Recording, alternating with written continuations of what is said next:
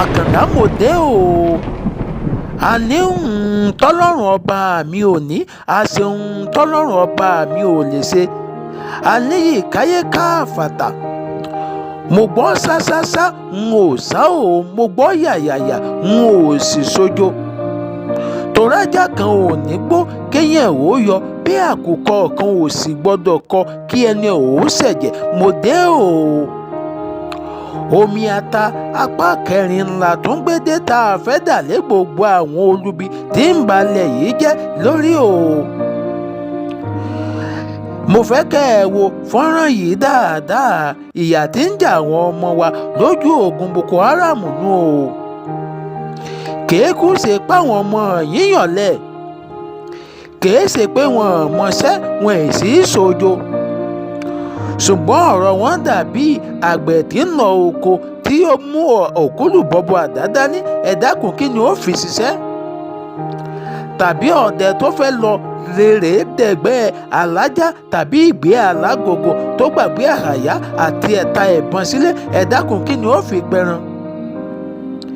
Ìjọba wa gbé òkúlùbọ́bọ̀ ìbọn àpólà igi wọ́n gbé láwọn ọmọdé yìí lọ́wọ́.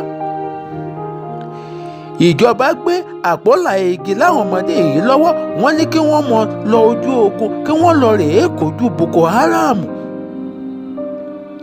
Láwọn yìí tó ṣe pé ìbọn tí ń bẹ lọ́wọ́ wọn bó bá bàyàn yóò já olúwẹ̀ jálajàla ni. Gbogbo ohun tó yẹ kẹ́ ẹ fáwọn ọmọ yìí ẹ fún wọn. Báwọn ọmọ yìí bá sì tún sọ ẹ̀mí wọn nù, ìyàwó wọn á dòpó, ọmọ wọn á di aláìnẹ́nìkan. Gbogbo ẹ̀tọ́ tó yẹ kí wọ́n gbà ẹ ní fún wọn. Àkòtò tó yẹ kẹ́ ẹ fún wọn èyí ń ò pé.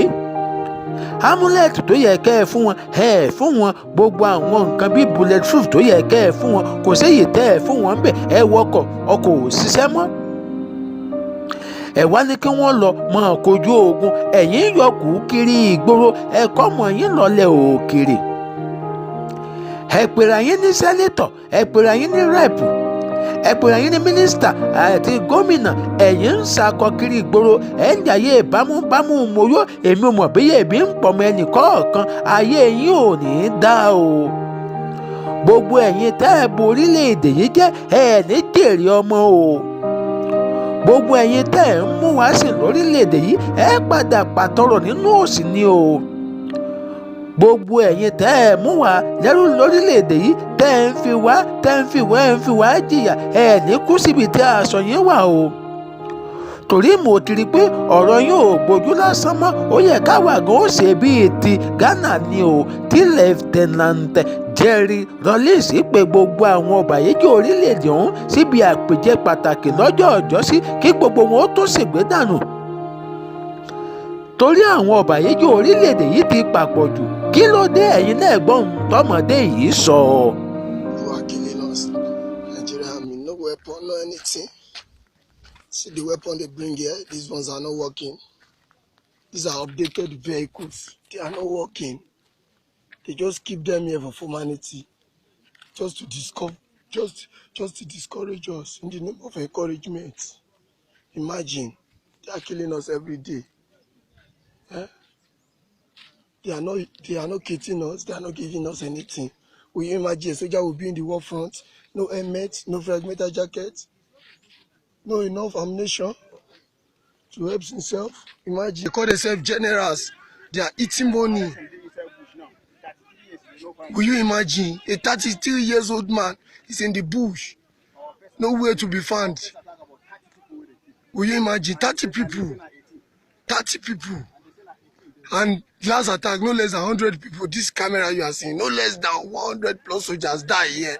Many miss in action, many they are nowhere to be found. Imagine, government, Brute, you are shitting us, Brute, you are killing us. We are not going to take it. It is enough.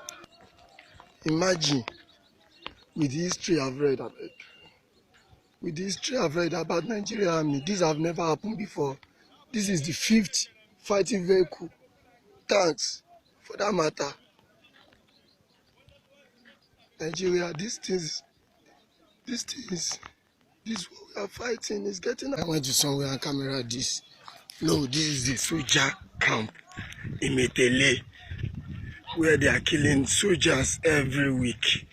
They will bring not less than 200 soldiers. At the end of the day, we'll be getting 50 and giving account of 50 soldiers, and they will be lying to our family. They will be telling them that nothing is happening. Your husband is doing well. They are not telling them the truth. ṣé ẹ ti wá rí báwọn pé ìyà ni wọ́n fi ń jà wọ́n ọmọ ọlọ́mọ lójú ogun? ẹ ṣáàjà máa gbàdúrà fún wọn o pé kọ́lọ́run ọba ó ṣàánú wọn. Àkàndá mo wí yìí náà o, ẹni tó bá pé ohun tí mo sọ yìí òun ò fi mú mi tàbí òun ò fi pa mí, onítọ̀hún ò ní kú síbi tí aṣọ rẹ̀ wà. Ó dàbọ̀.